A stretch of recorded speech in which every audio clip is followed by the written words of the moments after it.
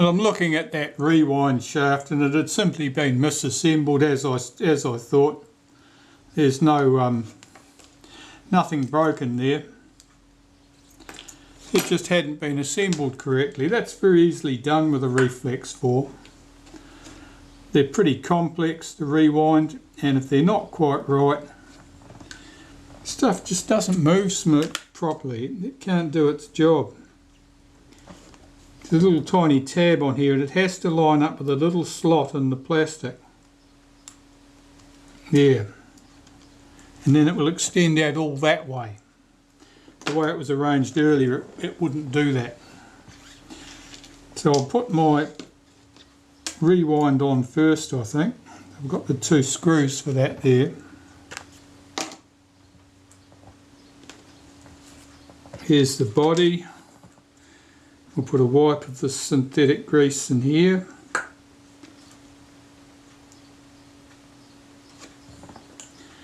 The spring has to sit inside this rectangular piece space there.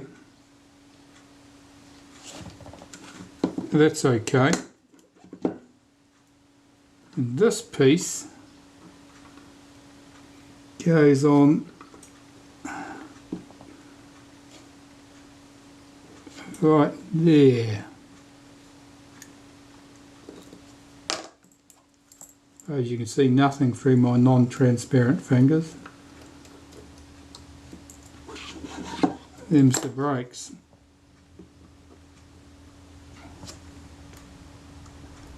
I think that spring's not sitting down correctly.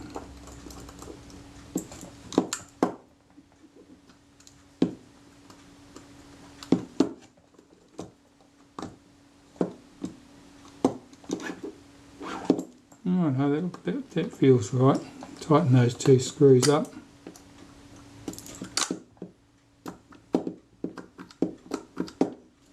No, that's good. This side should be clear at the side here, otherwise it'll foul the strap plug at that end. Alright, that part's good. I'll do the tripod socket next. Get this tripod socket in. First there's this blanking plate.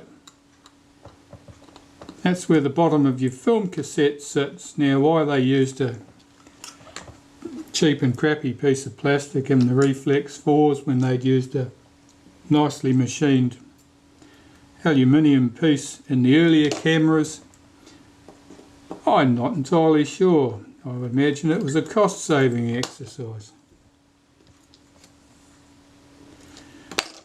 And of course in the early 60s, plastic was a popular material. Engineers would have thought they were being left behind if they didn't use plastic somewhere.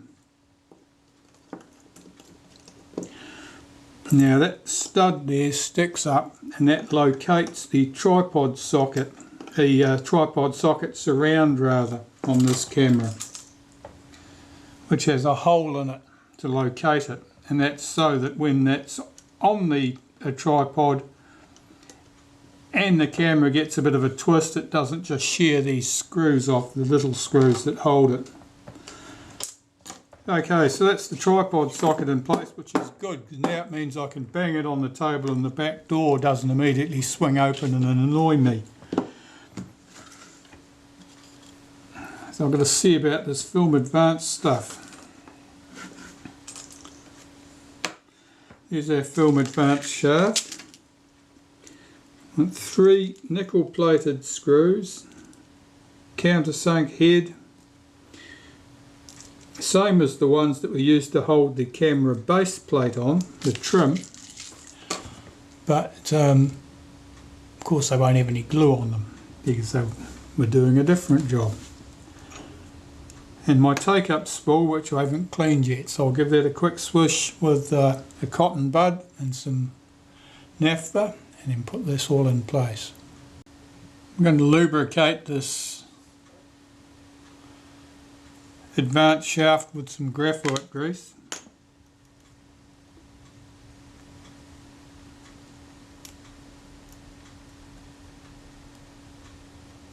I like this grease because it's fairly tacky.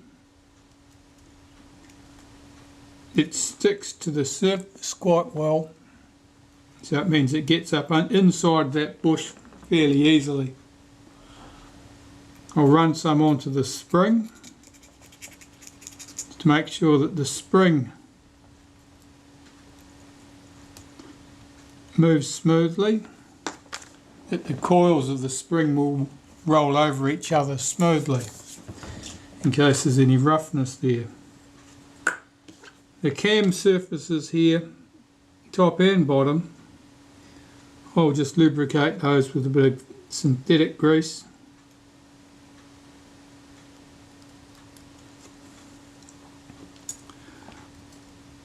Check that I've got the holes lined up correctly. Pop my clean take-up spool back in the camera and fit my take-up, my film advance shaft in place. Now normally I want a turn and a third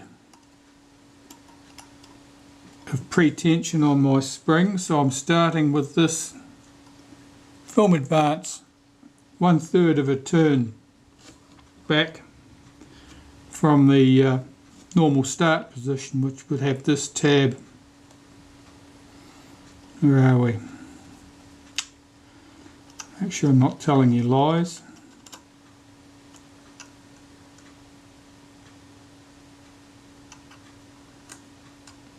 That's my normal start position. So I want this there.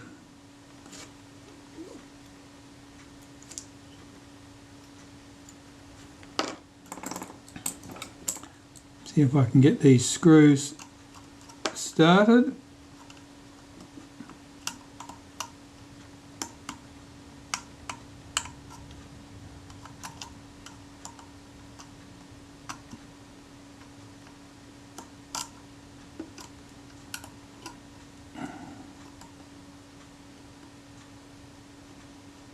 Yep, that one's started.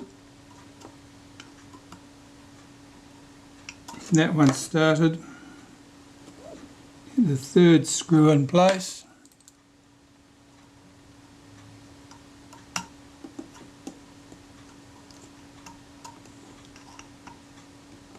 And tighten the three of them up.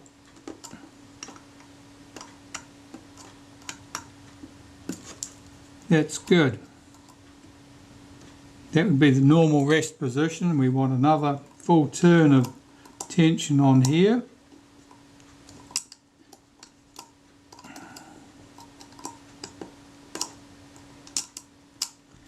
So that looks like that turns smoothly. Check that the take-up spool is down correctly. That looks good. I want to assemble the clutch at the top of the camera. I'm going to use the graphite grease again for the clutch because experience tells me that that works very well.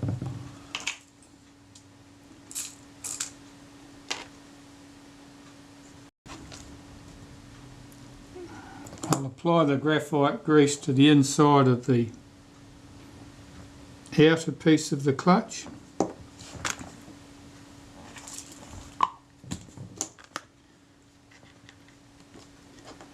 And assemble the spring to the inner.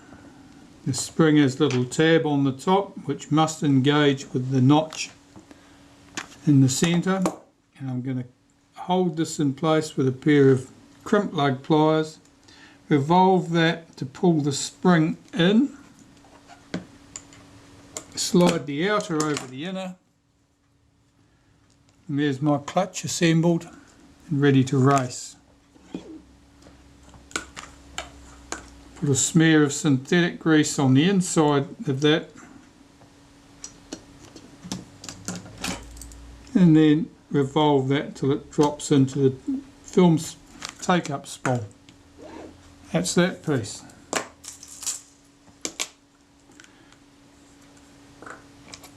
We've got the bush that holds the top of the film advance shaft.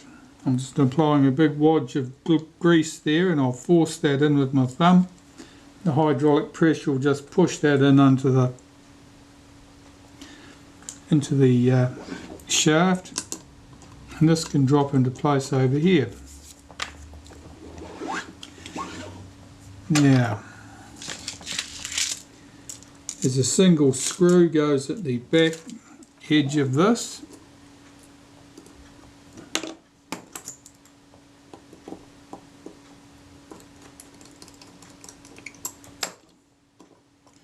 At the front we have a collar which goes plain side up, countersunk side down. If you get that wrong, the pawl won't work properly. Here's the pawl, and here's the shouldered screw that pawl revolves around. Get this in place and then fit its return spring.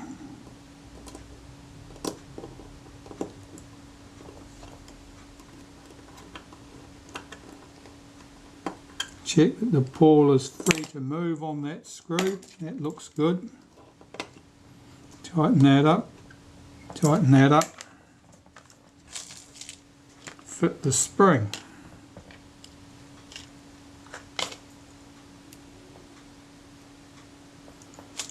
The spring acts to push the pawl towards the centre.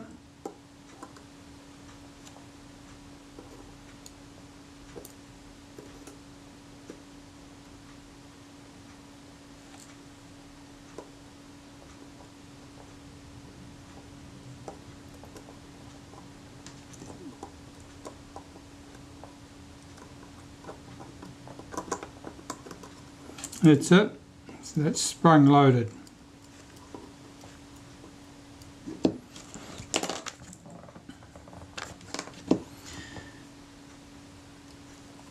I can start assembling the stuff at the top. I'll just put... No, I'll leave it exactly as it is at the moment.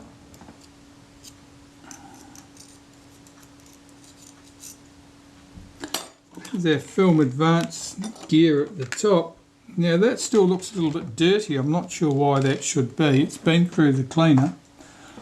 I'm just going to have a go at wiping the inside of that.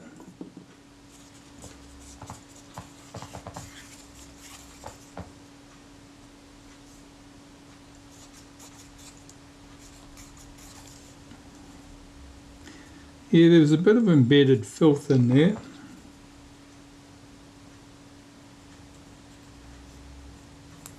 It's clean now.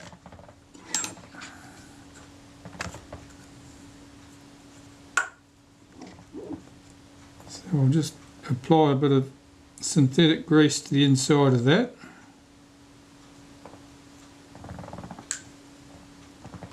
Stick that in place. If I revolve that anti-clockwise, it should push the pawl out of the way and drop into place.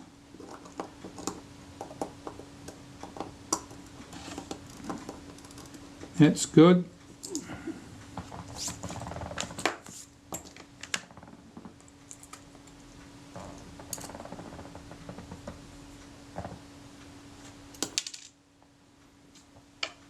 This piece needs to go on next.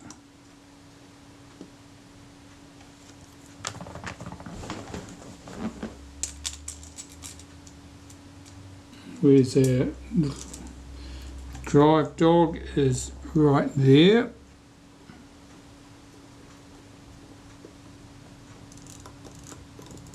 Just get this positioned so that it's just there and no more. That's good. And I'll put it spring in position.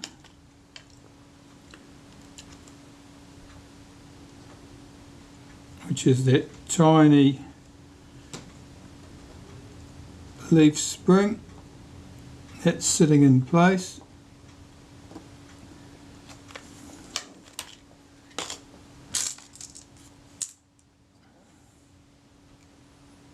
The top cover.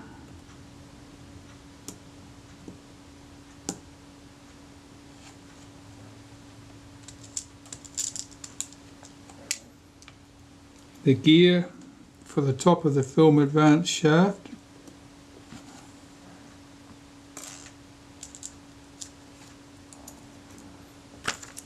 And the screw that holds it all together. Just finding the right screwdriver for that.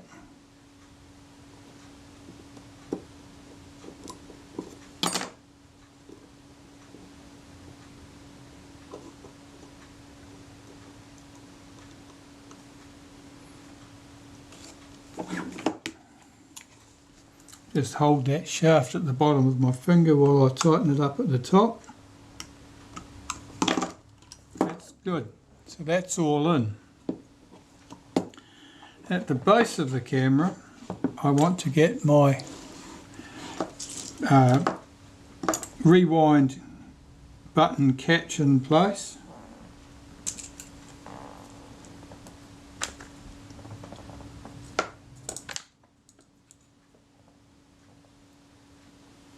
And wipe the tip of that, the rounded tip of that, with some molybdenum paste. Usually I lubricate the pivot at the same time, just because that's what I've got in my hands. The return spring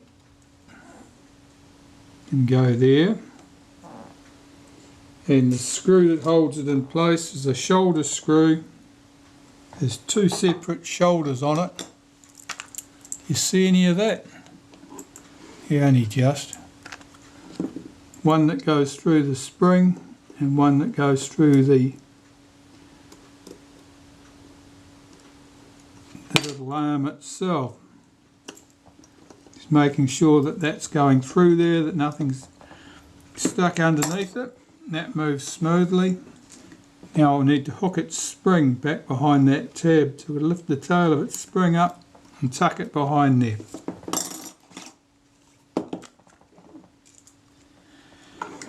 Next I want my sprocket shaft and sprocket. So the sprocket shaft I'll lubricate with a bit of synthetic grease towards the top of the shaft, towards the bottom of the shaft, and normally I just give a little bit of a wipe to the teeth at the top too for good measure. I open the back of the camera. The sprocket goes in slot side upwards.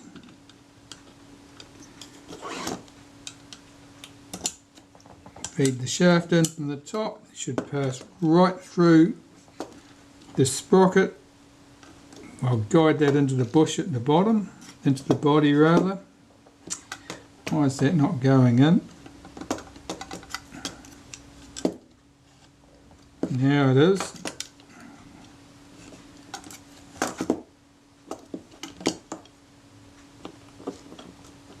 Line up the screw hole in the sprocket and fit the screw that holds that together.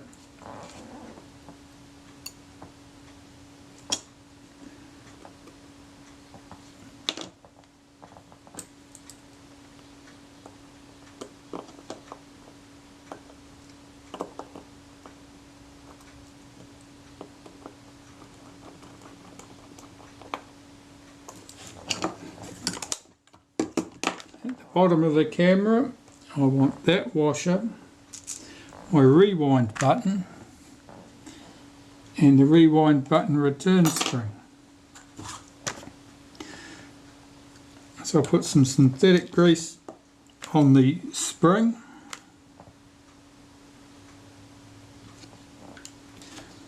Put the button through it, put the washer on the button, and this screws to the bottom of the sprocket shaft.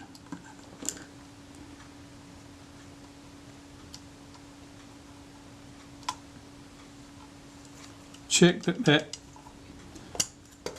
passes through the washer and it's not trapped by the washer like it currently is.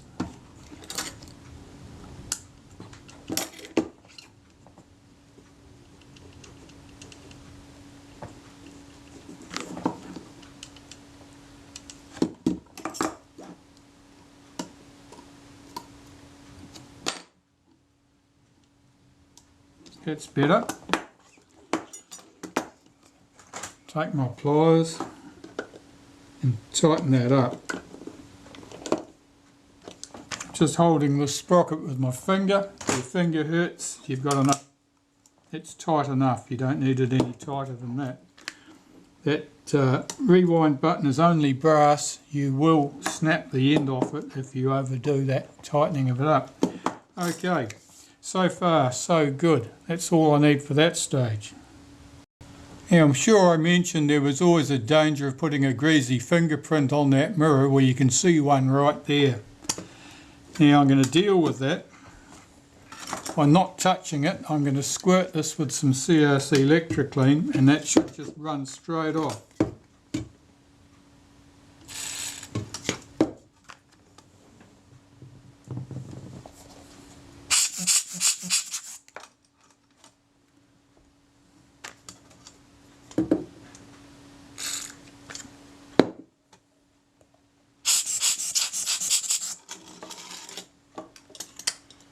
There we go, you'd never know. That's what can happen if you leave the mirror in there and you're trying to work, and that was simply because while I was trying to work on the camera to do something under here, my finger wrapped around the corner and touched the mirror. That's life. I'll get the base back on the camera now. It's a Reflex 3 base with the front cut out so that I can able to fit the front when we come to do that part. Now I'll just give my frame counter lever a quick wipe with some synthetic grease. Pop that in there. I've got to get the spring seated behind that tab like that. We have the small return spring for our capping plate. It needs to go down that hole. Now I need to advance my film advance shaft another full turn from where I had it, right round to there. Of course my frame counter spring's now jumped out of place. Let me get that back where I want it to be.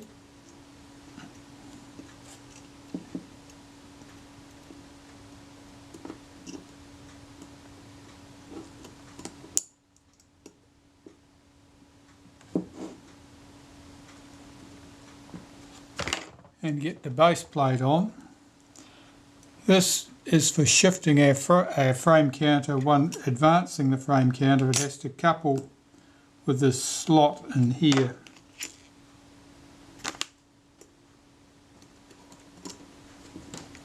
I'm just making sure that can clip into place. Yes, that's coupled. And I'll just want to get about 3 screws in this base plate to hold it while I fit the film advance lever.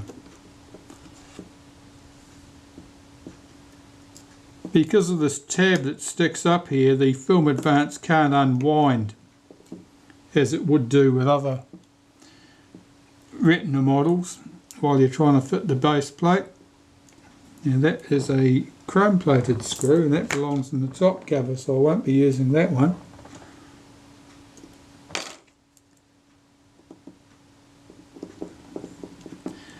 And I'll put one down at the other end of the top of the base plate just for good measure so it's not flapping in the breeze.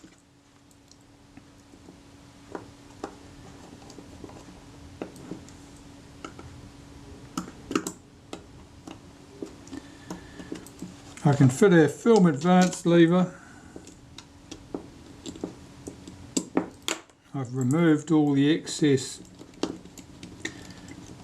adhesive from that, so the screw should go back in without too much of a fight.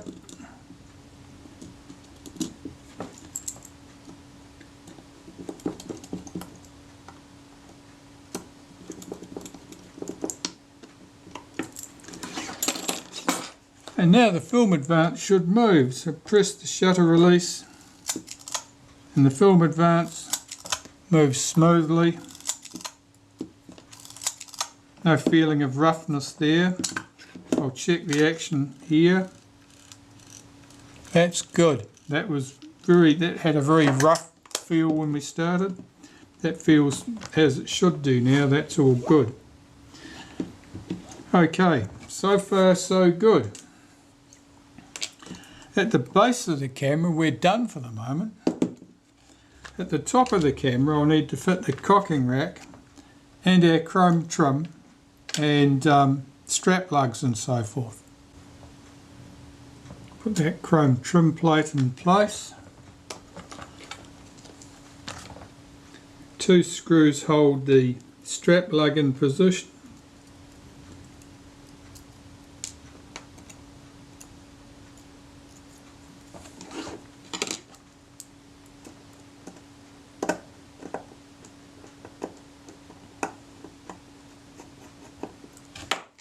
The strap lug has a spring built into it at this end which catches the rewind knob and holds it down. That's peculiar to the Reflex 4. The earlier ones didn't have that. Okay, our cocking rack is going to drop in here.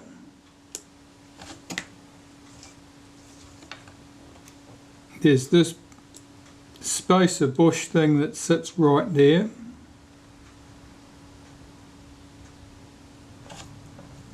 We'll get that in position. So that rack, I'll lubricate that rack with some synthetic grease.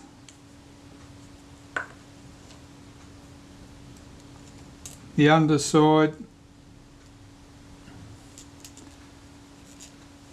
and the teeth at the end there. Should be engaged one full tooth there. There's that little bush that pushes against it.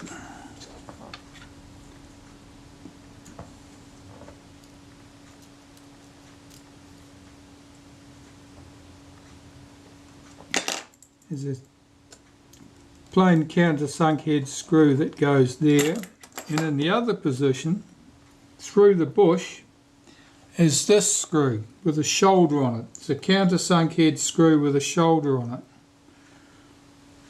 It runs through that little bush that supports the cocking rack at this point.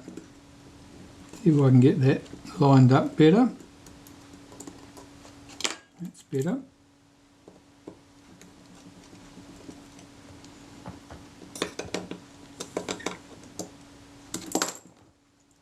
Now when I swing the film advance, the cocking rack should move smoothly.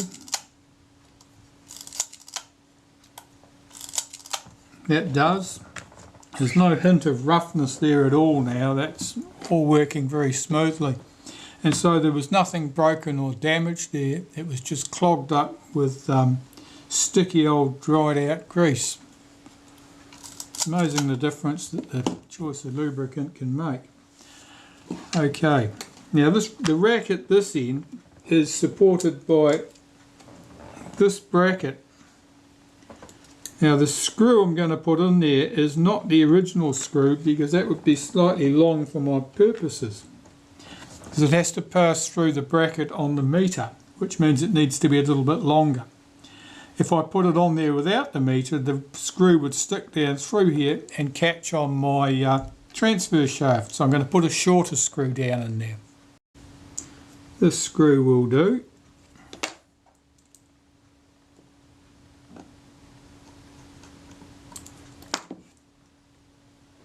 That's essential to support that end of the rack so that the rack can't push up away from the transfer shaft.